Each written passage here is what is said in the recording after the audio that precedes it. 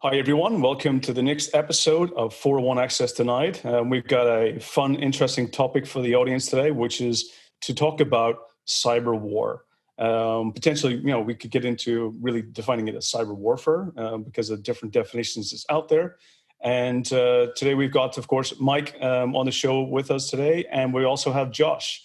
So, Josh, I'll pass over to you if you want to give a brief introduction of yourself and what you do and where you're from. Sure. Yeah. Thanks for having me. So my name is Josh Lospinoso. I spent 10 years in the United States Army as a cyber officer. I spent a lot of that time building offensive cyber toolkits for various intelligence community organizations, including Cyber National Mission Force, which is one of the big commands inside of Cyber Command that conducts cyber warfare. I got out about 2 years ago, started a cybersecurity company called Shift5 that builds cybersecurity products for operational technology, including weapon systems. So things like tanks, destroyers, aircraft, as well as civilian infrastructure like trains, commercial aircraft, building automation systems, that sort of thing. Awesome. And the reason why this topic is probably very close to me is that I'm based in Estonia and I've been here for 20 years. I'm not Estonian, otherwise people kind of get to comment that, my Estonian, my English is very good for being Estonian. English is my first language, so let's make sure we get that clear. So no need to compliment me on how good my English is because it's the only one I know. But in Estonia, we did have a cyber attack, which was, classified as a cyber war. And I myself, I'm a survivor of what they claim is a cyber war. But we get into a lot of the hot topics about the definition. And a lot of what you just mentioned, things that have, let's say, kinetic impact. For me, really, cyber war, cyber warfare gets into what can be classed truly as a cyber warfare is when it actually has some type of kinetic impact to the nation or to the country or let's say location being attacked. So the definition itself gets a bit varied over time. I do see the Estonian aspect of being a pre-cyber war that didn't actually turn into cyber war. It was the use of technology against Estonia, but without the real kinetic impact. I find it difficult to really say it was a cyber war itself. So Josh, in your kind of mind, being on the offensive side of things and the technology side, what is your interpretation or kind of classification or definition of a cyber war or cyber warfare in itself? That's a really sticky question. I think it's generational how people think about these things. So certainly I think if you're having kinetic effects, people have an easier time understanding how that's like physical violence and that is like close to some kind of warfare. People in my generation, when we saw, for example, like the Sony attacks, I very much considered that as tantamount to like dropping a bomb through an empty building, right? Like there may not have been loss of human life, but there was massive economic casualty from that action, right? Like you had serious monetary consequences for a private corporation, that's headquartered in the U.S. And so, from my mind, the means of how you achieved that outcome are not so important. It's like the fact that you achieved that outcome, but for whatever reason, because it's people don't have an intuition for how someone could conduct a cyber attack. I think for whatever reason, we had a very muted response to that. So I know that's a non-answer to your question, but yeah. No, that's actually, that's absolutely one of the things we have to look at as well. There's different kinetic impacts, whether it being, physical damage, whether it being taken out of a power station, taking out, some type of, military complex or taking out, let's say civilian locations, but the real financial impact does have a kinetic impact in the outcome. It does have some type of, economical impact to basically either companies financially wise that they'll have to spend and lose at the end of the year on profits. So I agree. I think the time is that during those types of attacks is that the time to realizing the impact is sometimes that dwell time between basically it happening to doing the forensics and doing the actual attribution and doing the understanding is sometimes far apart. And that's why sometimes it's very, very difficult to make the association, because when you get that even 6 months, a year later, when the attribution finally happens, then that's where you start, how close does the attribution or the root cause analysis need to be before that definition becomes realistic? Where do you think disinformation type attacks and the, propaganda, where do you think that falls? Because it's much harder to draw that line to the kinetic or economic outcomes, right? Like it's just disinformation. And where would you sort of classify that? Yeah, I mean, that's another really sticky question because like, I think there's something, Computer Fraud and Abuse Act has its like, there's a lot of things about it that we could talk about, but I think it did at least outline some kinds of norms or standards, whether we agree with those or not. And so there's a pretty clear violation of that in the sorts of attack like the Sony attack, right? Like I found some ODA on your machines, I exploited them, I'm manipulating them, I'm destroying data. Like it's fairly clear that like I violated your like property rights at some level. When it comes to like disinformation campaigns, it's almost like, if I create a bunch of Twitter bots and I'm like doing hashtag suppression or whatever, like I'm not really like subverting an IT asset or like getting remote code execution on them and doing anything overtly nefarious. It's like even a shade before that. So it's like, it's really hard, right? Because, where do you draw the line, number one? And then number two is like, what kind of remedial action can you take? Because at some level you're now talking about like inhibiting free speech of these.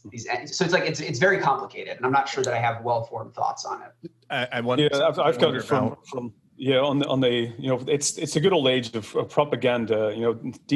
All this kind of was it fake news, misinformation, disinformation, all of those really just come from the core element of propaganda. So, and there's two elements of it is one that you put a lot of, you defraud the existing information, or you basically poison the existing information.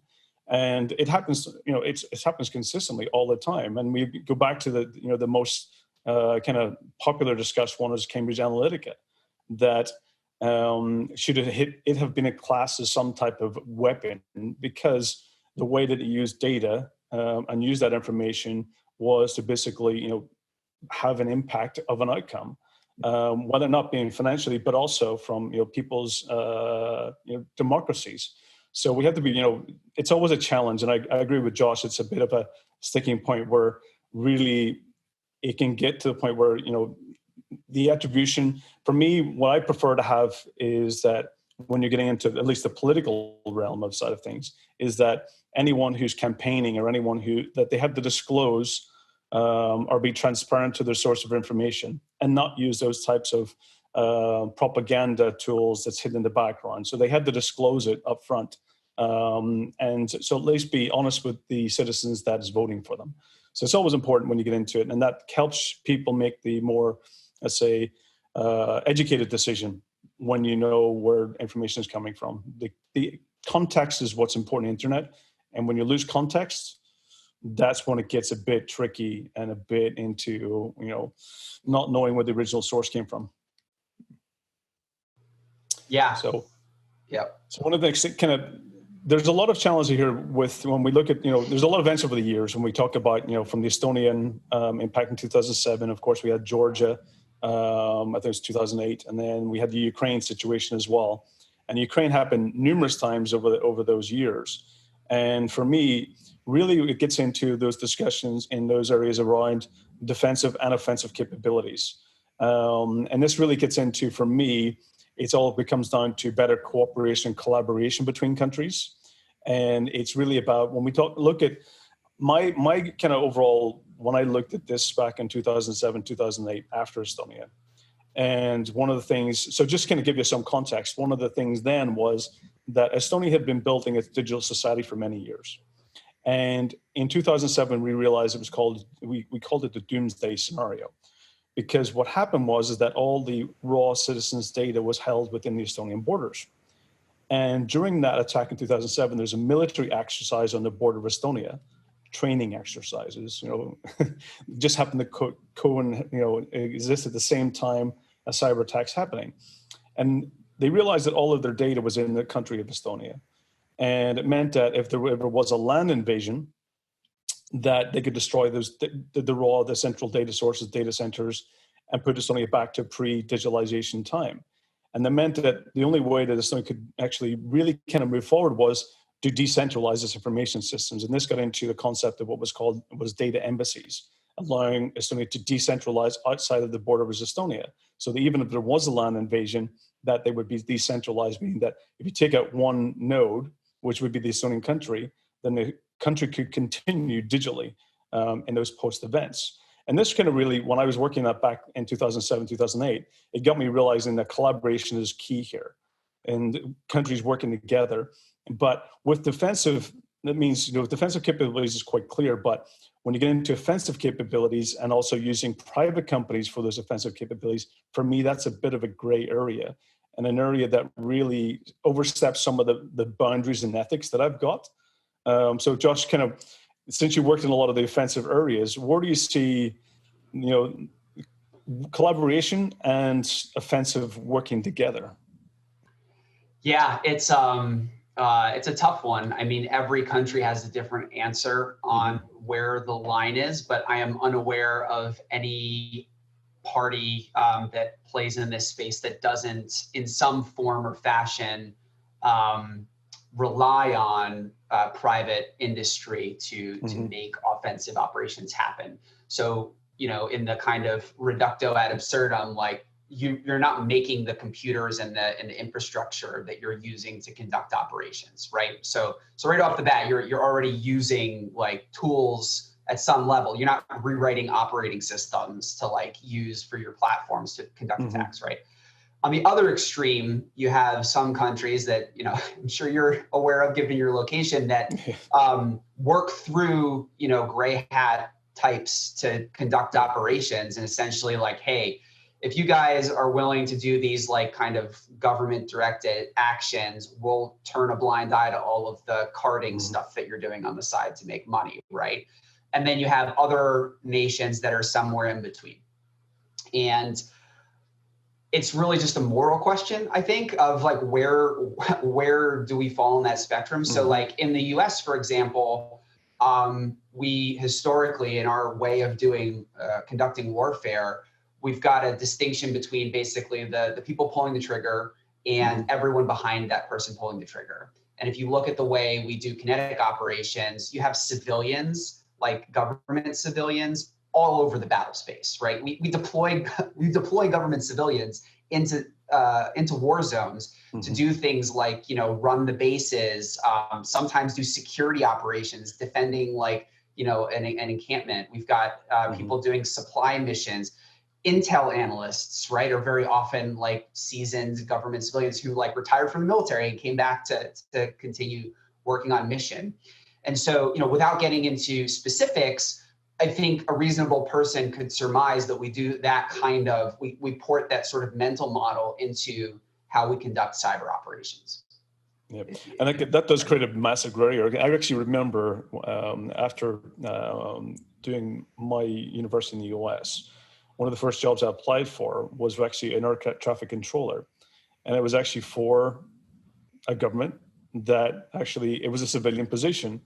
And they actually had civilians operating on, for example, aircraft carriers that actually were basically doing the navigation and flight paths for aircraft. And for me, I was always surprised at that, that there would be actually in those locations, in war zones, that there'd be civilians operating in those environments. So it is always a challenge to where does that line fit?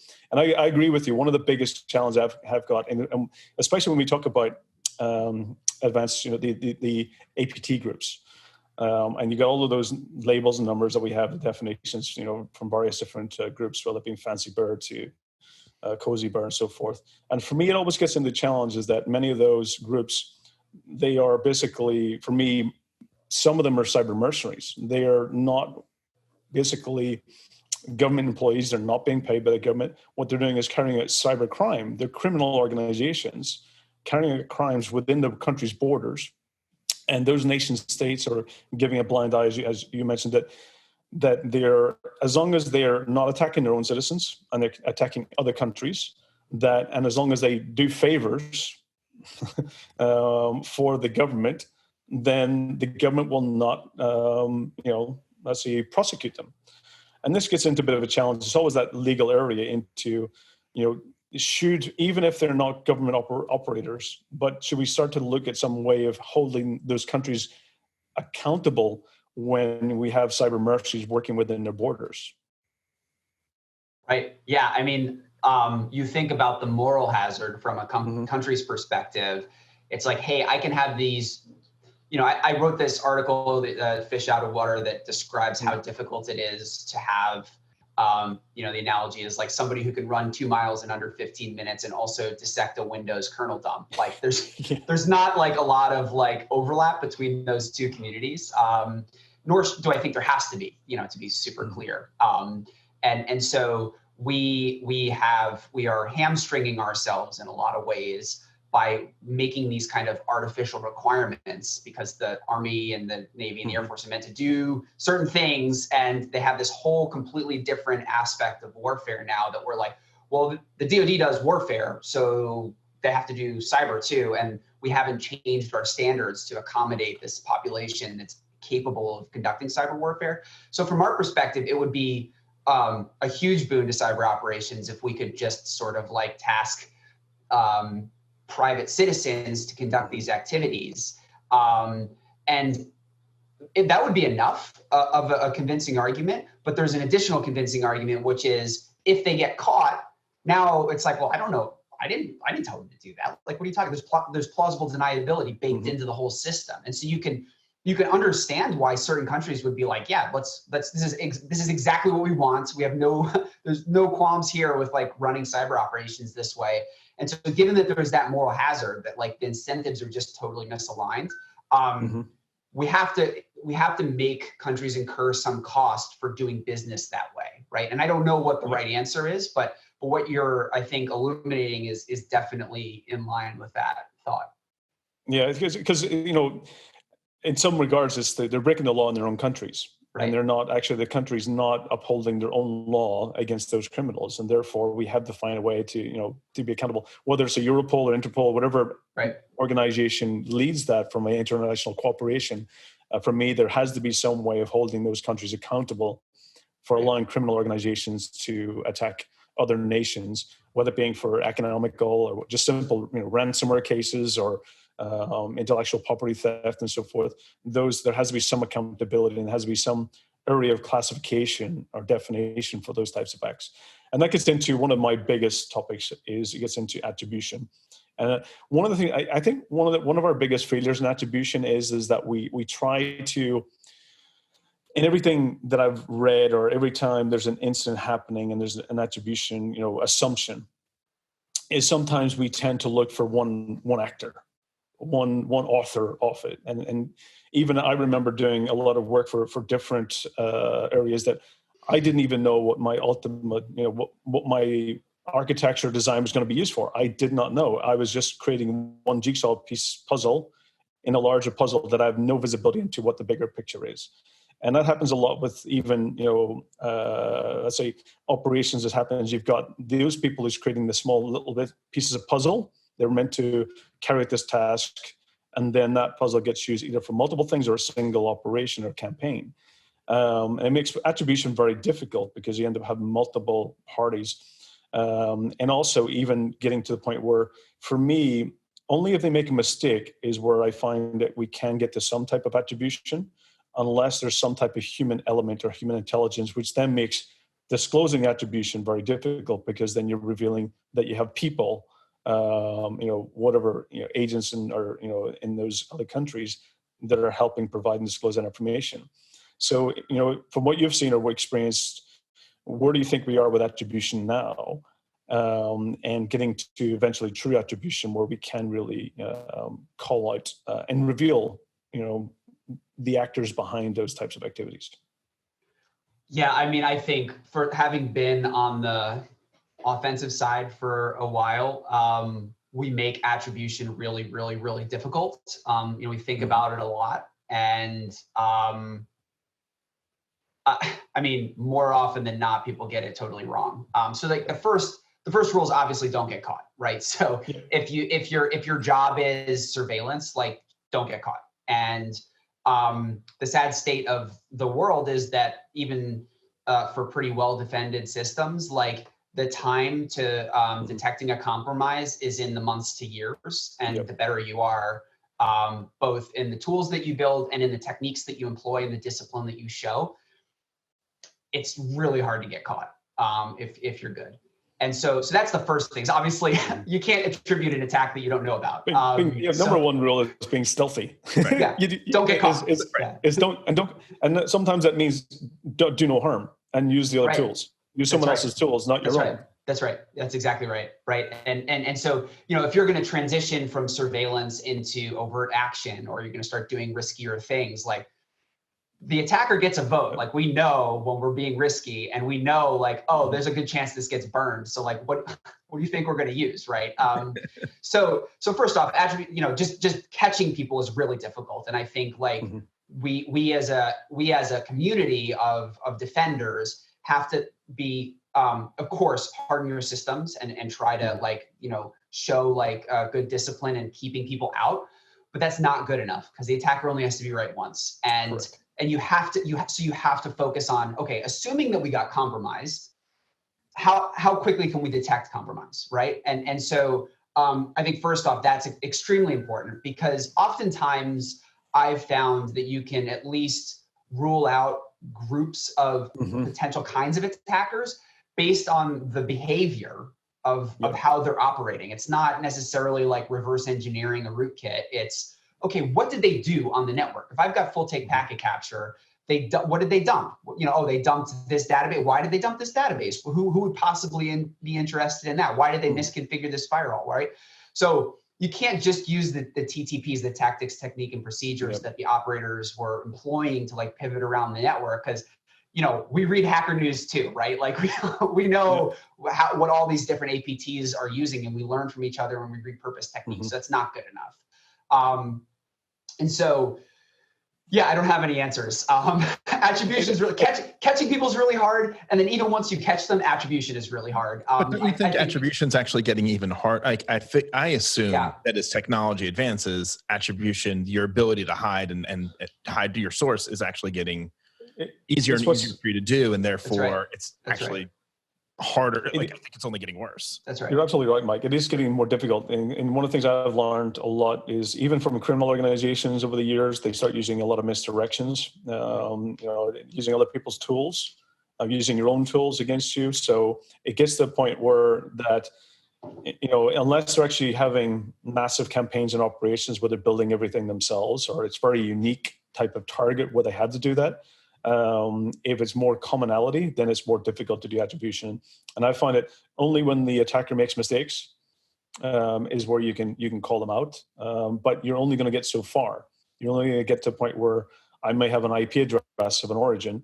I may have a keyboard that the person typed on, but if that machine is shared or that's in a shared location, then it gets very difficult to know who the person was typing in the keyboard and who was giving them the commands to do so. That's where it really gets into the difficult. And that's where the thing element of attribution comes in.